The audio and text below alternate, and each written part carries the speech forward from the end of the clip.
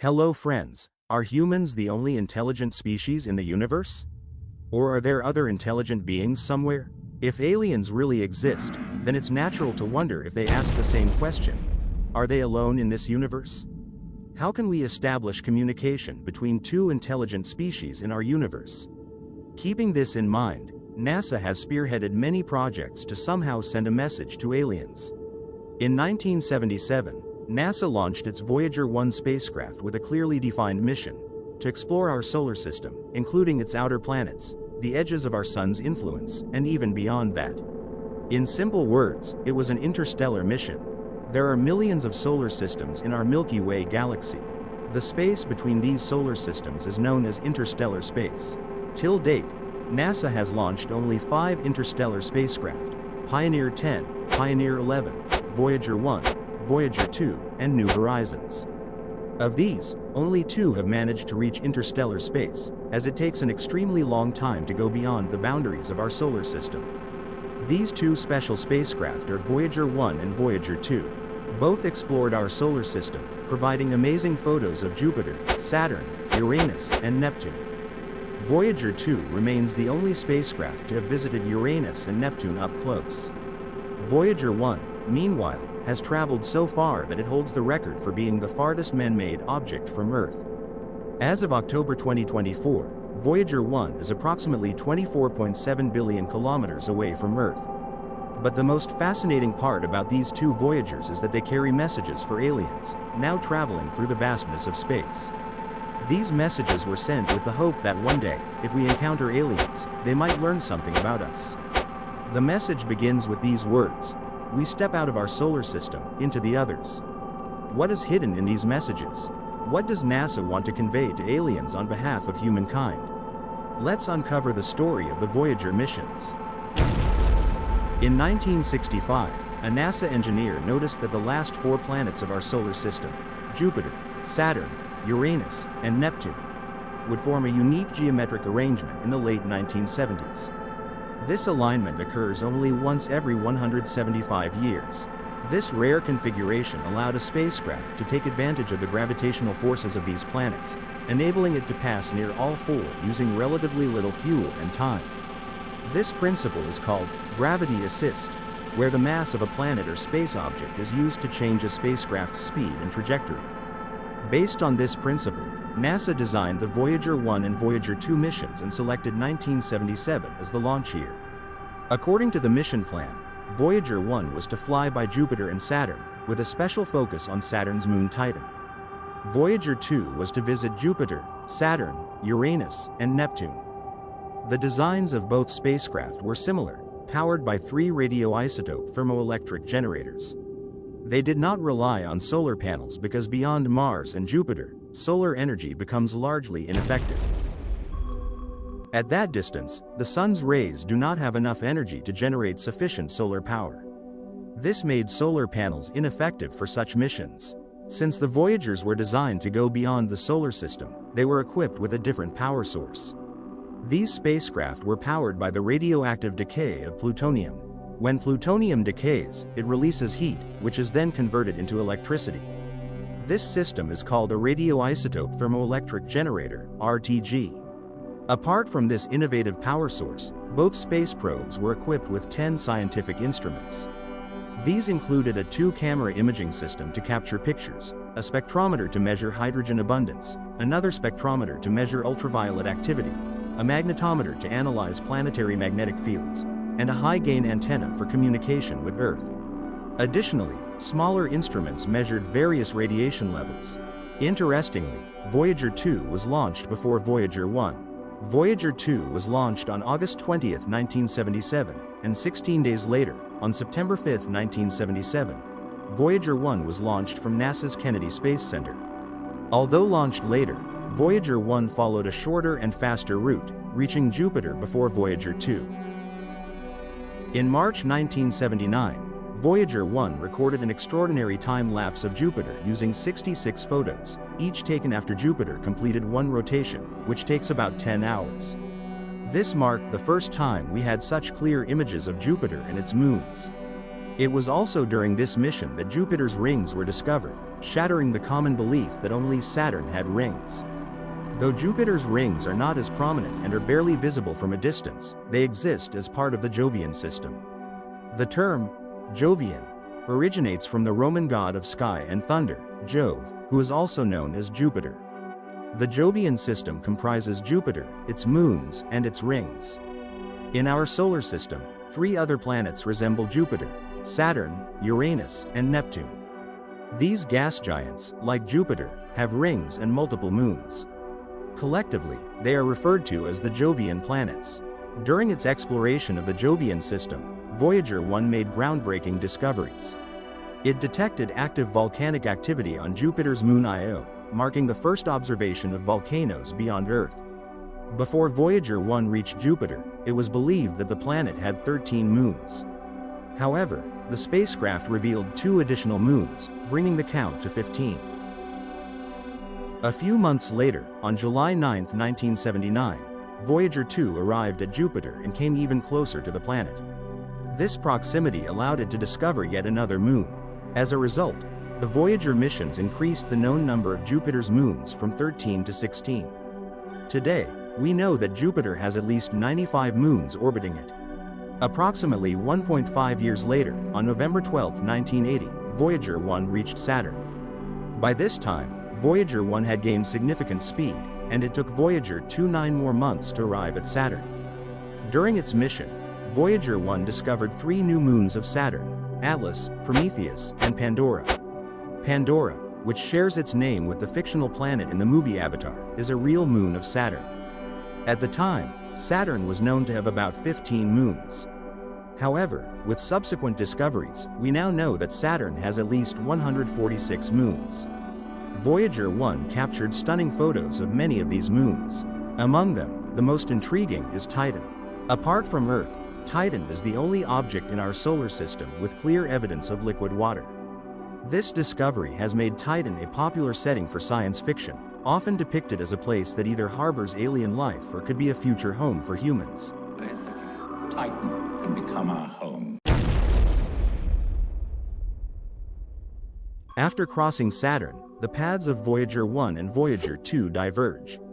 Voyager 2 continues its journey toward Uranus and Neptune, becoming the first and only man-made object to fly by these planets. It passed by Uranus in 1986 and Neptune in 1989, capturing marvelous photos of these distant worlds. Meanwhile, Voyager 1 changes its trajectory and leaves the ecliptic plane. The ecliptic plane is an imaginary plane on which the planets of our solar system revolve around the Sun in their respective orbits. If viewed in 3 dimensions, this plane looks almost flat, though the orbits of the planets differ slightly by a few degrees. Voyager 1, however, flies above and beyond this plane, achieving incredible speed through gravity assists. Today, Voyager 1 is hurtling through space at over 60,000 kilometers per hour. A diagram of Voyager 1 and Voyager 2 shows their approximate locations in space. On January 1, 1990, Voyager's interstellar mission officially began, aimed at exploring regions beyond the Sun's influence. On February 14, 1990, Voyager 1 took the famous photograph known as the pale blue dot. This iconic image, taken from 6 billion kilometers away, shows Earth as a tiny blue speck in the vastness of space. Voyager 1's camera also captured a family portrait of the inner solar system, including Venus, Earth, Jupiter, Saturn, Uranus, and Neptune. Mercury and Mars were not visible due to the Sun's harsh reflection, and Pluto, no longer considered a planet, was too small to appear in the photo. After capturing these final images, Voyager 1's cameras were turned off to conserve power and memory as it ventured into the darkness of interstellar space. For years, Voyager 1 continued its journey without major updates. In 1998, it became the farthest man-made object from Earth. By 2004, Voyager 1 had passed the termination shock, a point on the edge of the solar system where the solar wind, a stream of charged particles from the Sun, slows down dramatically. This solar wind forms a protective bubble called the heliosphere, which shields the solar system from interstellar radiation. As Voyager 1 moved further, it reached the heliopause, the boundary of the heliosphere, and entered interstellar space on August 25, 2012. It took 22 years for Voyager 1 to reach this milestone, and NASA confirmed the achievement in September 2013 after extensive analysis. Scientists discovered this boundary crossing through data from Voyager 1's plasma wave instruments. A powerful solar eruption in 2013 caused electrons near the spacecraft to vibrate, revealing a sudden increase in electron density, a key indicator of interstellar space. This groundbreaking information, along with the images and findings of the mission, was transmitted back to Earth through Voyager 1's high-gain antenna, received by NASA's 3 Deep Space Network stations located in California, Madrid, and Canberra. These stations are engineering marvels, designed to track and communicate with distant spacecraft. Coincidentally, Voyager 1 crossed into interstellar space on the same day that Neil Armstrong, the first human to walk on the Moon, passed away. Voyager 2 followed suit 6 years later, entering interstellar space on November 5, 2018. These 2 probes remain the only human-made objects to venture so far. Both Voyagers carry messages intended for alien civilizations. These messages are a continuation of earlier efforts by the Pioneer 10 and 11 missions. The Voyager's messages, carried on golden records, include detailed information about Earth, humanity, and our location in the universe. Meanwhile, the Pioneer spacecraft carried anodized aluminium plaques with similar messages. NASA called these artifacts a mark of man, representing humanity's attempt to communicate with the cosmos. This plate is only 15 centimeters by 23 centimeters and has 5 engraved diagrams. It has information about our location in our galaxy. The radial diagram in the middle is actually a map. On this map, the position of the Sun is shown in relation to 14 pulsars. Pulsars are degenerated stars that rotate rapidly and emit regular pulses. To understand this map, the existing intelligence level of a race should be such that they already know the basics. At the bottom of the plaque are the planets of our solar system, with the Sun on the far left, and then the planets based on their distance from the Sun. They engraved an arrow pointing to the 3rd planet to show the planet from where the spacecraft came. In the middle right, there's even a silhouette of the spacecraft. Additionally, you can also see the drawings of a man and a woman to show how humans look like, the ones who made this spacecraft. NASA has said that this interstellar slab shows that the human race possesses a spiritual insight that takes it beyond the material problems of development. Broadly speaking, this is quite a basic sheet. Aliens won't get a vast wealth of knowledge just by decoding it. That is why the information sent on the Voyager missions was much more detailed.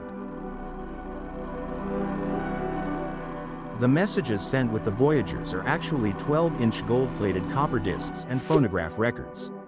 They carry voices as well as images. There are 2 such records carried by both Voyager 1 and Voyager 2. These phonographs, also known as gramophones, are flat discs that can store sounds. They were very popular at one point in time, especially during the 1970s when the Voyagers were built. On these discs, there are grooves arranged in a spiral pattern. Sound waves are encoded on it. When a needle is run along these grooves, it produces vibrations, which then reach the sound box. There it meets a membrane that starts vibrating with it, making it possible for you to hear the recorded sound waves once more. Often these sound waves are amplified using a horn to hear them loudly and clearly. Today we have turntables and record players that apply this concept, but the technology is different. Today, the vibrations produced by the needle are first converted into electrical signals, and then the sound is amplified, while a phonograph doesn't do this. The records sent on the Voyagers have been named the Golden Record. The contents of this record have been divided into 4 sections. The first section is Scenes from Earth. It contains 115 images and diagrams providing information about our planet and the species on it. It includes basic mathematical, chemical, and physical definitions as well. The second section is Greetings from Earth. It contains greetings spoken by humans in 55 languages. It also carries printed messages by the then American President Jimmy Carter and the then Secretary General of the United Nations Kurt Waldheim. Of course, to understand these messages, the aliens would need to know English first. The third section is Music from Earth. It contains musical selections from different cultures and eras on Earth. There are 28 audio recordings of Eastern and Western classical music. The fourth section is Sounds of Earth, where natural sounds from Earth can be heard. It contains 21 audio recordings of human activities, machines, and natural phenomena. Obviously, if aliens are to hear these sounds, they would need to know how to operate this phonograph. And so, NASA's scientists added the instructions in the box. The good news is that these instructions aren't in English or Hindi because, obviously, what are the chances that aliens will understand our language? The bad news is that these instructions have been depicted in the form of diagrams. Take a moment and look at these instructions and diagrams. Can you understand how to operate a phonograph machine? In my opinion, a whopping 90% of the people won't be able to understand these instructions. So how can we expect aliens to understand how to operate this machine by looking at these diagrams? Operating a phonograph isn't very difficult. Aliens will need to understand how to take the disc, place it on the box, and place the needle on it. The more difficult task would be to actually see these photos. In 1977, there wasn't any technology that could store images on analog discs in formats like JPEG. Voyager's computer systems could store only 69 kilobytes of data. That's not enough for a single image. And to store 115 images within it is unimaginable. That's why NASA came up with a new way to include image data on these discs. They projected these photos on a screen, recorded them with a television camera, and converted the video signals into audio waveforms. If the aliens want to see them, they will have to reverse the process for that. The data stored as audio will need to be converted back into an image. The instructions are on the interstellar envelope. This technology is so technical and complicated that explaining it will need a separate video. Once the 115 pictures are decoded, this will be the first picture, a white calibration circle. A simple black and white drawing that represents the shape of the record and signals that the decoding was done properly. Then they will see photos of basic mathematical concepts, physical units, quantities, and definitions. There are diagrams of the solar system parameters, showing the Sun and the 9 planets, including Pluto.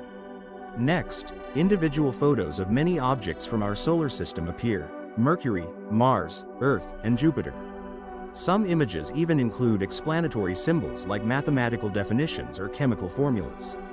For instance, a photo titled Egypt, Red Sea, Sinai Peninsula, and the Nile mentions the composition of Earth's atmosphere, stating that nitrogen content is at 78%. There are models of chemical elements too, representing the fundamental blocks of life, and images of DNA structures explaining genetic information. The next 20 images show human life and capabilities, such as eating, drinking, and licking. There are also iconic structures like the Great Wall of China and the Taj Mahal. None of the images show negative aspects of humans like conflict or wars. Instead, they depict an ideal, hopeful version of humanity. The biggest question is, will any Voyager spacecraft ever reach an alien? Even if it does, will that alien species have the intelligence level to decode this record? What do you think? Let me know in the comments below. Currently, Voyager 1 is moving at a speed of 61,198 kilometers per hour and is approximately 25 billion kilometers from Earth, in the depths of interstellar space. Unfortunately, it's not going to function for long as its power supply is gradually depleting. Scientists estimate that by 2025, its power supply might be entirely depleted. This might sever our communication, but the golden record might be preserved forever. So friends, if you enjoyed this video and found it informative, don't forget to subscribe to our channel. Like, share, and leave your valuable comments. Thank you.